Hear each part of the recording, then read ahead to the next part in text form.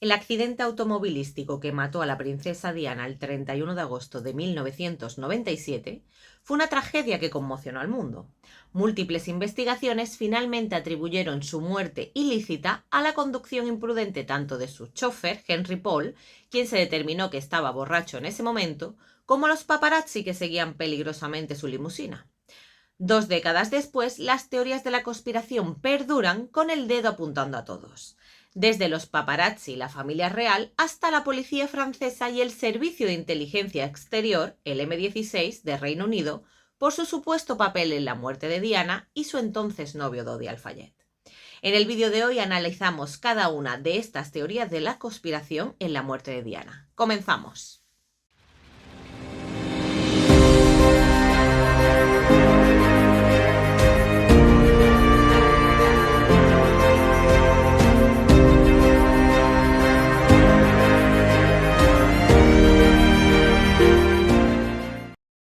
Después de 1998 se teorizó que había una conspiración criminal orquestada en torno a la muerte de Diana, princesa de Gales. Las investigaciones oficiales tanto en Gran Bretaña como en Francia encontraron que Diana murió de manera consistente con los informes de los medios luego de este fatal accidente automovilístico en París el 31 de agosto de 1997.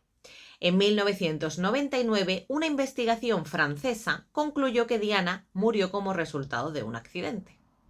El investigador francés Hervé Stephan concluyó que los paparazzi estaban a cierta distancia del Mercedes S280 cuando se estrelló y no fueron los responsables. Después de escuchar las pruebas en la investigación británica, un jurado en 2008 emitió un veredicto de homicidio ilegítimo por parte del conductor Henry Paul y los paparazzi que perseguían en ese momento al automóvil.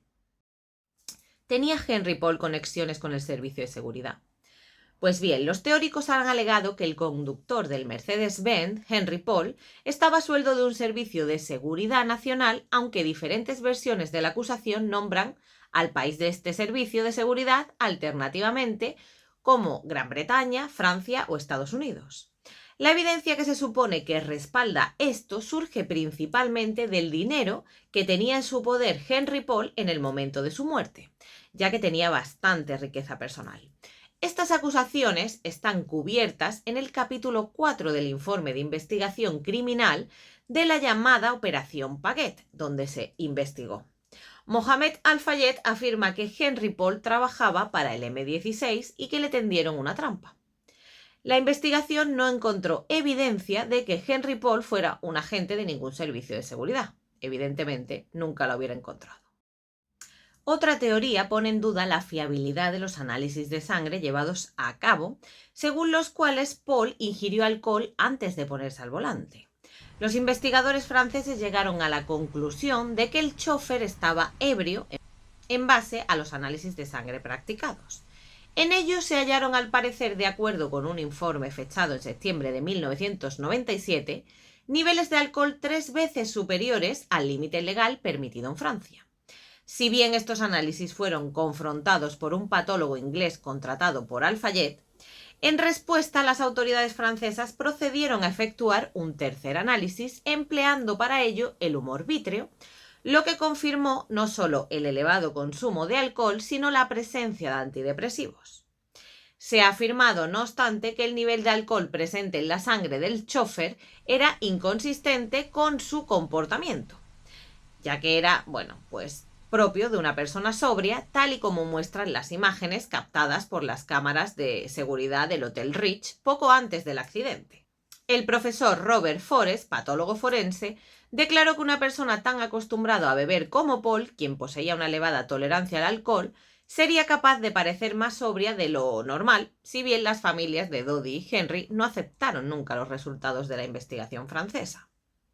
En noviembre de 2006 se divulgó que John Stevens se había reunido con los padres de Paul para revelarles que su hijo no estaba ebrio. Previo a la aparición de Stevens en la investigación, una fuente cercana al varón afirmó que esta discrepancia podía explicarse en base a que el comisario había tomado la decisión de ser considerada, con los padres de Paul, ya que estos eran de edad avanzada, hecho que el juez Scott Baker sugirió como creíble durante sus comentarios iniciales al jurado.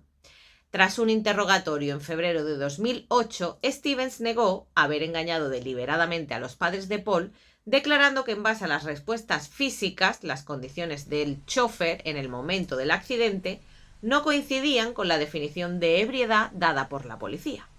Steven afirmó que las pruebas disponibles sugerían que Paul solo había consumido 2 bebidas alcohólicas, si bien esto no constituye el total de lo que pudo haber ingerido estando aún bajo los efectos del alcohol cuando se produjo el siniestro.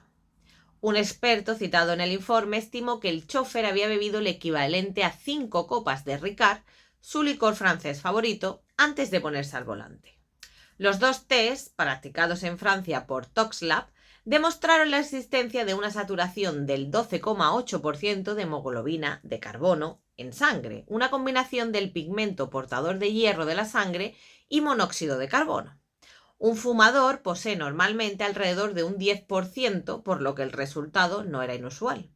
Paul podría haber estado fumando unos cigarrillos en las horas previas al accidente. Otro test, respaldado por los oponentes de la versión oficial, mostró que el chofer tenía un porcentaje del 20,7% al momento de su muerte. De ser cierto el ratio de dispersión de monóxido de carbono, habría implicado que Paul tenía un 40% de saturación pocas horas antes del siniestro, y por lo tanto apenas habría podido ser capaz ni de moverse con normalidad. El 9 de diciembre de 2009 se informó que las pruebas de ADN habían confirmado que las muestras de sangre con altos niveles de alcohol eran en efecto del conductor del vehículo. Este hecho fue establecido mediante una comparativa con las muestras aportadas por los padres de Paul, demostrando que la sangre de su hijo y la que estaba analizada pertenecía a Henry, y que la misma presentaba 3 veces el límite legal permitido en Francia en aquella época. Toda esta investigación y la realidad y la autopsia de Henry Paul la podéis encontrar en mi nuevo libro que sale pronto a la venta, Carretera a la muerte. Y aquí realmente sabemos lo que ocurrió, ya que si hubiera tenido estos niveles de monóxido de carbono, es probable que hubiera muerto de otra manera. O sea, ahí está la teoría, y en su autopsia lo define, que estas muestras de sangre no eran de Henry Paul. ¿Quién quería evitar que las muestras reales de sangre de Henry Paul salieran a la luz? Richard Tomlinson, exespía del M-16, quien fue expulsado del servicio de inteligencia y posteriormente pasaría 5 años en prisión por violar la Ley de Secretos Oficiales de 1989, efectuó una declaración jurada durante la investigación francesa en mayo de 1999, en la que afirmaba que el M-16 estaba involucrado en el accidente de Diana, sugiriendo que el servicio de seguridad poseía documentos que podrían resultar de gran ayuda al juez Stephan.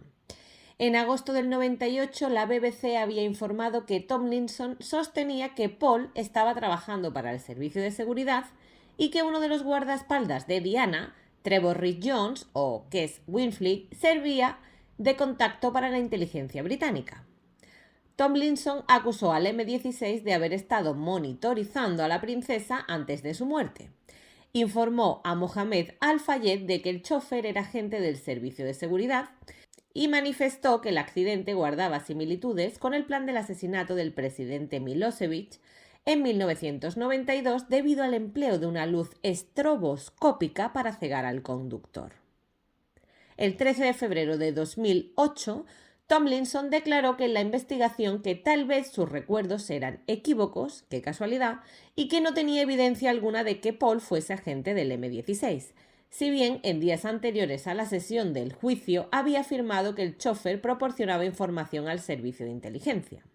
Mediante videoconferencia desde Francia, Tomlinson reconoció que tras un periodo de entre 16 y 17 años, no podía recordar específicamente si el documento que había visto en 1992 proponía el uso de una luz estroboscópica destinada a provocar un accidente de tráfico y causar así la muerte de Milosevic, si bien este método había formado parte de su entrenamiento en el M-16.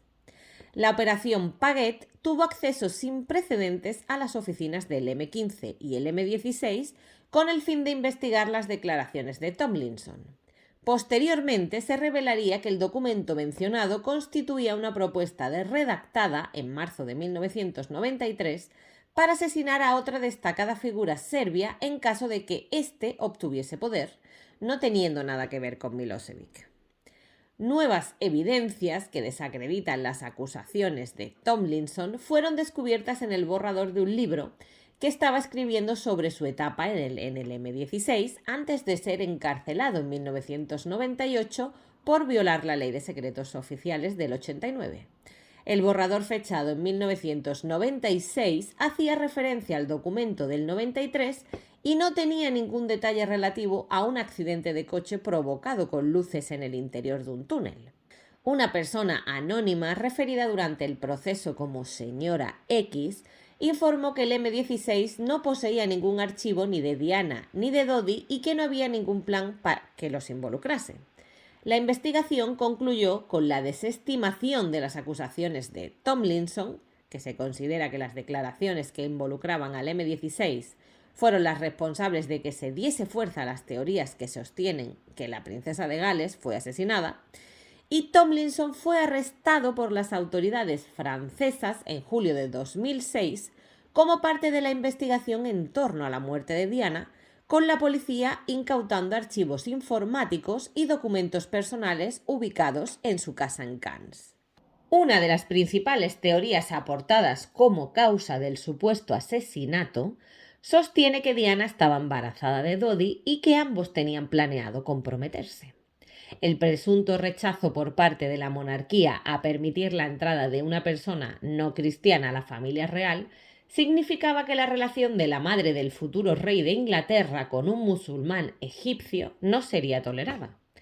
Desde el punto de vista de Mohamed Al-Fayed, el cual manifestó en ese juicio con motivo de la investigación de febrero de 2008, el príncipe Felipe de Edimburgo, Carlos de Gales, Sara, la hermana de Diana, y varios otros estuvieron involucrados en un complot para matar a la princesa y a su hijo, Dodi.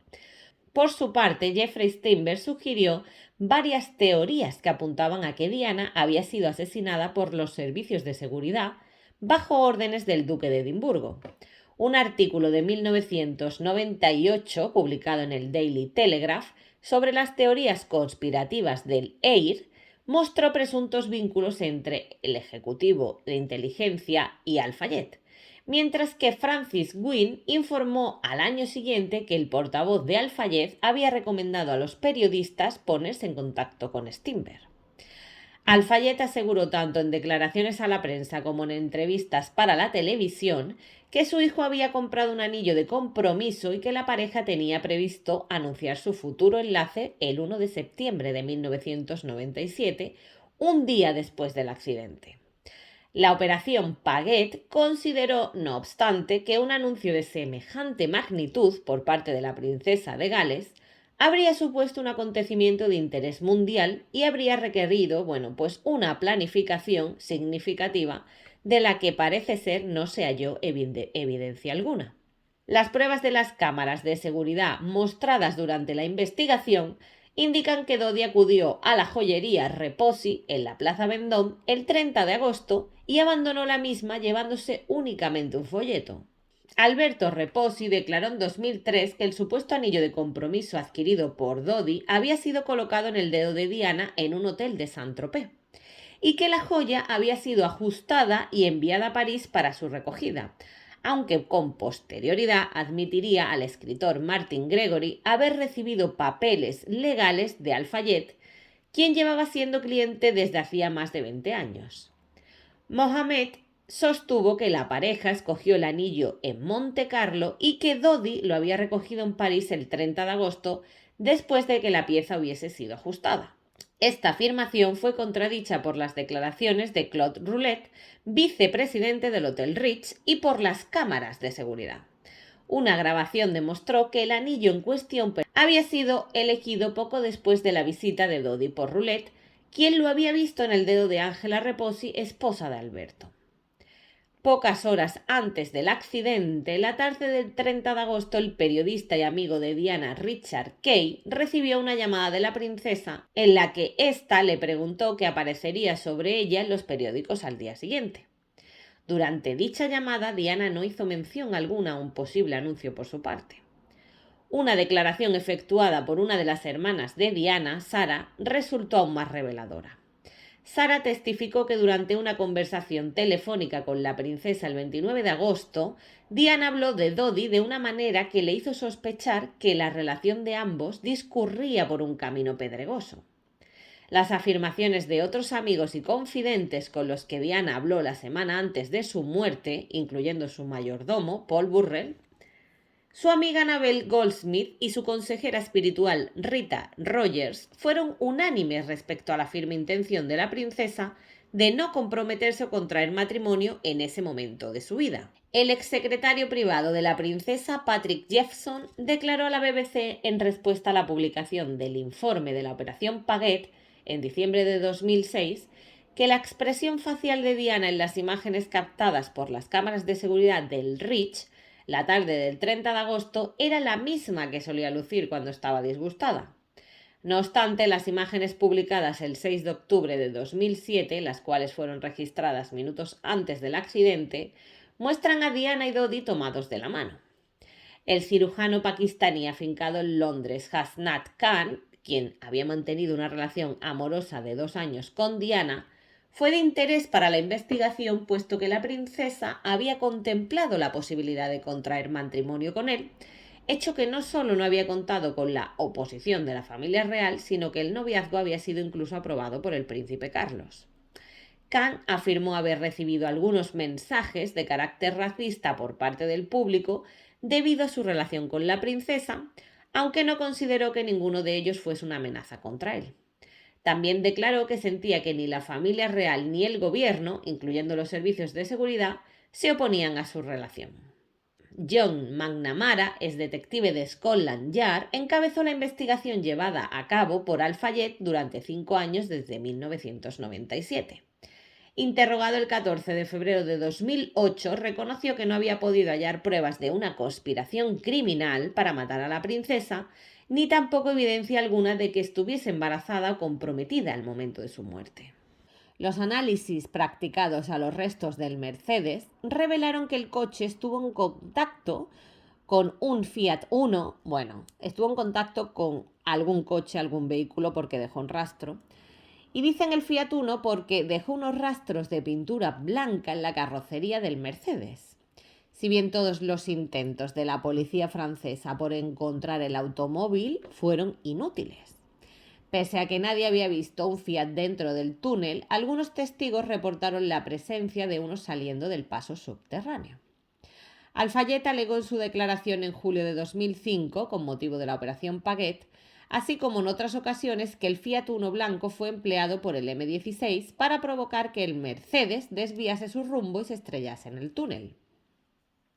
El empresario afirmó además que el Fiat era propiedad de un fotoperiodista francés llamado Jean-Paul James Anderson, quien según Al-Fayed trabajaba como agente para los servicios de seguridad y había fotografiado a Diana durante su estancia en su villa de Saint-Tropez en julio de ese año. La muerte de Anderson en mayo de 2000 fue, según Al-Fayed, o bien producto de un sentimiento de culpa por lo que había hecho, o bien el resultado de un asesinato ejecutado por los servicios de seguridad franceses o británicos con el fin de silenciarlo.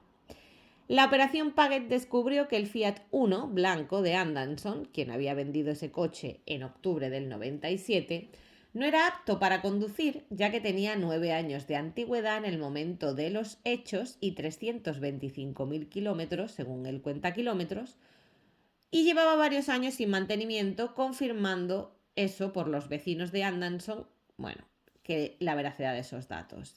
Bajo mi punto de vista, este testimonio o esta evidencia que en la Operación Paget quieren hacer es tan ridícula que se base un informe en que este coche tenía 9 años y no podía andar. Hombre, si no tenía motor, evidentemente no podía estar en el túnel del alma o se lo podían quitar después. Entonces, estas suposiciones y que quieren hacer una investigación y se han gastado millones de libras para realizarla, como fue la Operación Paget, es tan absurda y no muestra nada. O sea, aquí no hay ninguna evidencia. No hay ninguna evidencia. Simplemente parece que no quieren seguir investigando. En fin. Por tanto, esta investigación concluyó que era altamente improbable que el coche de Anderson fuese el mismo que estuvo en el túnel debido a las pésimas condiciones del vehículo y al hecho de que se había desprendido de él. La policía examinó el automóvil en un intento por identificar el vehículo que había estado en contacto con el Mercedes con el fin de procesar al conductor por no presentarse ante la justicia, llegando las autoridades a la misma conclusión. Aquí lo único que hace la autoridad es concluir que todo es improbable, sin evidencia, o bien tapando la evidencia. La policía francesa buscó el coche durante el año siguiente al siniestro y descartó cerca de 4.000 Fiat Uno de color blanco, decidiendo que la operación Paget, una nueva búsqueda que sería inútil dado el tiempo transcurrido desde el accidente. O eso fue la conclusión a la que llegaron en el juicio. Jean-Claude Mouls, comandante retirado de la brigada criminal, aportó evidencias a la investigación en febrero de 2008 y Anderson, interrogado por la policía francesa en febrero del 98, había sido capaz de aportar pruebas documentales de todos sus movimientos para los días 30 y 31 de agosto de 1997, las cuales lo exoneraron como sospechoso de ser el conductor del Fiat. Estas evidencias probaban que Anderson estuvo en su casa de Ligneres, a más de 280 kilómetros de París, cuando se produjo el accidente. Elizabeth, su viuda, informó durante la investigación en Londres que su esposo estaba en la cama con ella en el momento del siniestro. Hay que creer el testimonio o no. O sea, esto no es una evidencia. Esto es simplemente un testimonio que puede mentir igual que otro. Una explicación alternativa para la causa del accidente han sido los informes relativos a la aparición, justo antes de que el coche accediese al túnel, de una luz brillante de color blanco cuya intensidad habría cegado momentáneamente al conductor. Richard Tomlinson realizó esta afirmación durante la investigación, si bien la misma fue considerada de escasa credibilidad, como todo en este informe. Las autoridades reportaron que 3 testigos oculares presentes en la escena afirmaron haber visto un destello o luz brillante antes de este accidente. En concreto, François Lebris afirmó categóricamente haber presenciado un intenso destello, si bien sus 3 declaraciones a las autoridades fueron incongruentes entre sí, eso dijeron, ya que tanto los detectives franceses que investigaron en un principio el accidente como los agentes que trabajaron en la operación Paget rechazaron esta evidencia. Y yo me pregunto, ¿por qué la rechazan? Porque las evidencias no se rechazan, tienen que concluirse si son evidencias o no. Con el Mercedes tras él, Lebris declaró haber visto un destello en el espejo retrovisor mientras maniobraba para salir del túnel, aunque este testimonio se vería contradicho por su entonces esposa, quien ocupaba el asiento del copiloto, y si bien otro testigo, el turista americano Brian Anderson, informó a los detectives haber visto también una luz brillante. La reconstrucción del accidente reveló que la secuencia de eventos que llevó al vehículo a impactar contra uno de los pilares del paso subterráneo empezó antes de que el automóvil llegase a la boca del túnel, donde se supone que apareció la supuesta luz brillante. Aquí todos son suposiciones. Sumado a todo esto, de tratarse de una luz estroboscópica, tal y como se afirmó en su momento, la intensidad del destello habría sido tan potente que el brillo habría iluminado un área mucho mayor, cegando no solo a Henry Paul, sino también al conductor del Fiat Uno, a los paparazzi que iban detrás del Mercedes y a los transeúntes situados en ambos extremos del paso subterráneo. En base a esto, el informe de la operación Paget concluyó finalmente que no hubo ninguna luz brillante. O sea, ¿en qué se basó? ¿En qué evidencia? No tienen evidencia ninguna. Simplemente concluyen en sus suposiciones sin afirmaciones en evidencia. Parece ser que la operación Paget se basa en las evidencias que encuentra o que no encuentra, o en los testimonios simplemente de las personas, aunque no encuentre la evidencia real física que lo demuestre. Esto es bastante notorio en toda la operación Paget y su investigación, y es algo que realmente tenemos que apreciar y saberlo entender. La ausencia de imágenes del circuito de cámaras de seguridad del Ritz y en las que muestran el viaje del Mercedes desde el hotel hasta el lugar del accidente, se ha citado con frecuencia como evidencia de una conspiración organizada. Según el periódico The Independent, en 2006 había más de 14 cámaras de circuito en el paso subterráneo del Puente del Alma, aunque ninguna grabó imágenes de la colisión fatal. Esto es más común de lo que creéis. El juez Hervé Stephan fue designado como juez de instrucción en este caso el 2 de septiembre de 1997. Ese día, mediante orden judicial, encargó a la brigada criminal que identificara todas las imágenes de vídeo y fotografías a lo largo de la ruta tomada por el Mercedes. El teniente Eric Gigot de la brigada criminal dirigió el equipo que llevó a cabo ese trabajo, inicialmente andando la ruta varias veces y elaborando una lista de posibles ubicaciones. Su informe mostró que el equipo identificó 10 ubicaciones de cámaras de circuito cerrado de televisión. Ninguno de estos tenía imágenes relevantes para esta investigación, ya que eran principalmente cámaras de seguridad frente a las entradas de, por ejemplo, edificios, y la ciudad de París no mantuvo la mayoría de las cámaras encendidas, ya que los propietarios, también de los edificios a los que estaban unidos, los explotaban de forma privada. Había una cámara de vigilancia del tráfico encima del paso subterráneo, en la Plaza del Alma, pero esto estaba bajo el control de la Compañía de Circulación Urbana de París, y este departamento cerró alrededor de las 11 de la noche y no tenía personal de servicio nocturno, por lo que no hizo grabaciones. Los agentes del Centro de Información y Comando de la Jefatura de Policía podían seguir viendo las imágenes que mostraba la cámara de seguridad de tráfico en ese tiempo real, pero no se podían controlar ni se podían grabar. El tema de las cámaras de CCTV se trata en el capítulo 5 del informe de la Operación Paget, cuando analizamos el siniestro en el que murió Lady Di y Dodi Al-Fayed y Henry Paul, nos damos cuenta que aquí hay juego sucio. Hay juego sucio porque las evidencias nos muestran un camino y las investigaciones de la policía británica y la francesa nos muestran otro. Lo que junto evidencia que estas teorías conspirativas no lo son tanto.